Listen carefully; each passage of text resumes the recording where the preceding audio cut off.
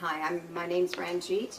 I was born after, well, 6 brothers, and I was the first girl, and I was very close to my dad being the girl, and he spoiled me. And I like to say that my mother got very ill, so then for a year I was sent to my relatives in Agassiz, which is Betty, Hare's, Bubba and Big, and then the floods came and we came back.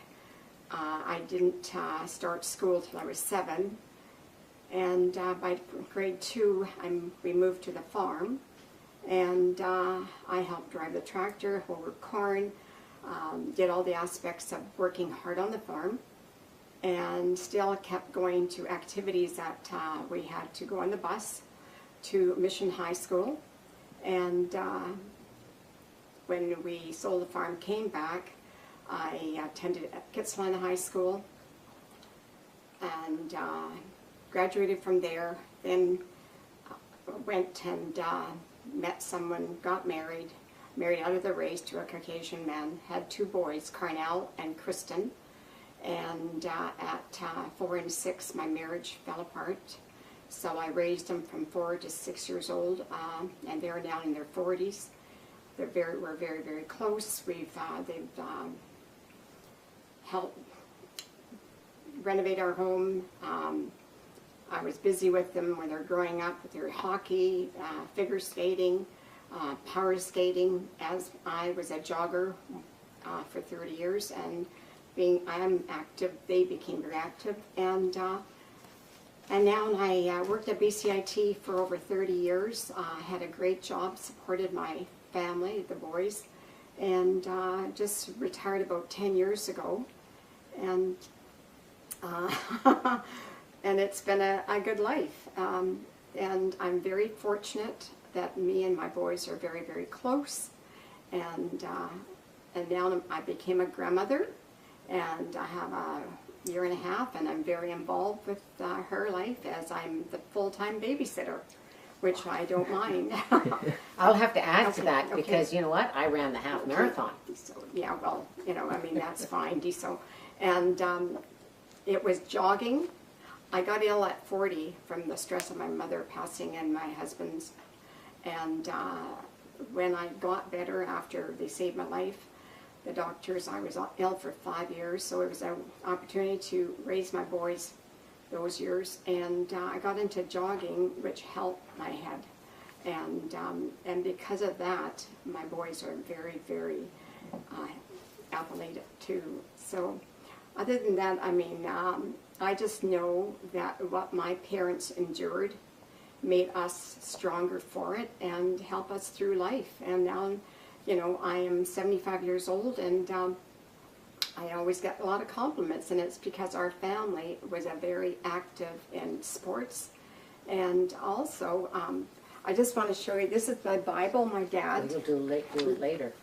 No, I'm going to do it right now. And this is the hanky he had.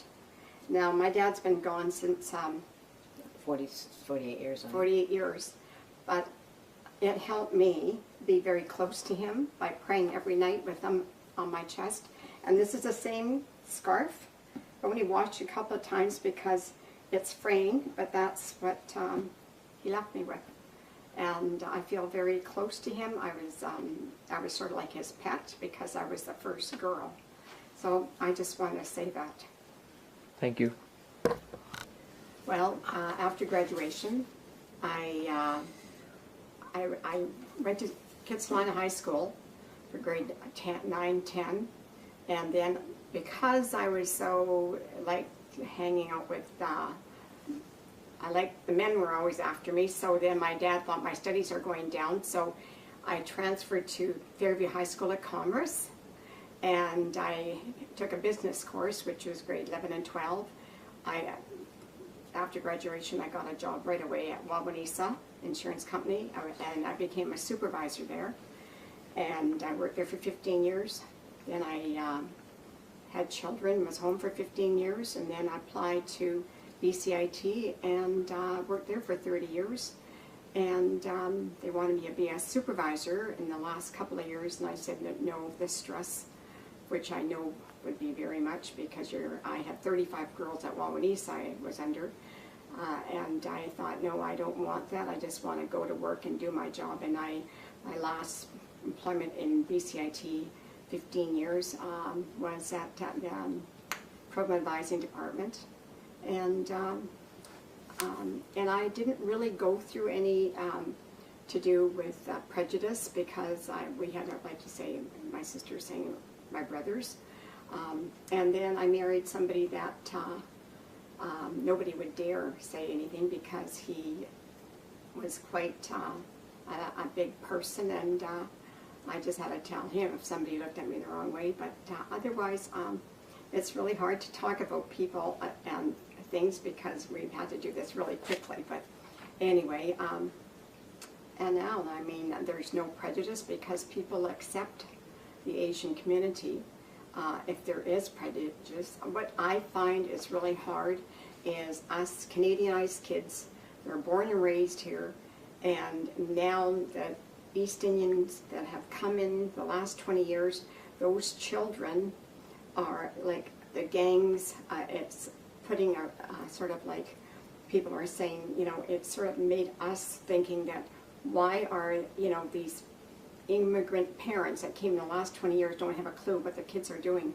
And, you know, it's a reflection on us that, you know, when somebody said, oh, it was East Indians that shot, or, you know, and I just don't like that because I find that we grew up and, you know, having values of our community, and now these kids don't have and not even the men, the women.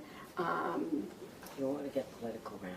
Yeah, but I'm just finding that it's very hard to understand why they don't have a hold on their children, because they would see that they're driving the fancy cars and they got all this money. But you know what? It's the truth. It's a part I know, of but you life. don't want to bring that into this. We're doing a history thing. We don't want to do that. Anyway. Okay, yeah.